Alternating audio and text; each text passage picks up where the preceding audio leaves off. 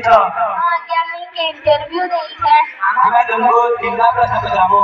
हाँ क्या पूछ रहा। पहला प्रश्न है हमारे देश कब आजादी दिला?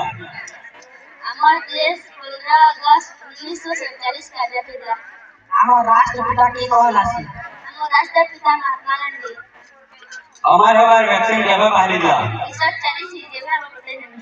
हाँ ठीक है तुम्हें जाओ। दूसरा कैंडिडेट को रखो। दूसरा कैंडिडेट जाओ। मैंने कितना प्रश्न पूछा है?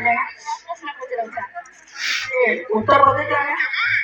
पहला प्रश्न था 15 अगस्त 1947। दूसरा क्या है?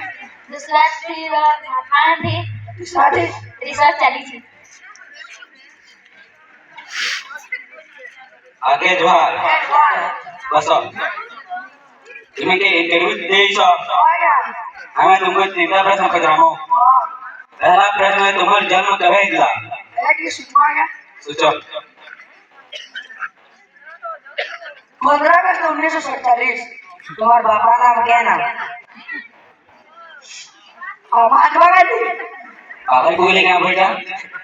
1940 जी आला बता तमा अरे जाओ आगे तुम उठो। आगे भी सरे जाओ आगे ना जाओ। आगे भी सरे आगे ना जाओ। आगे भी सरे ठीक है आगे सरे ठीक है हाँ आगे ना जाओ। आगे पूरा आगे ना जाओ।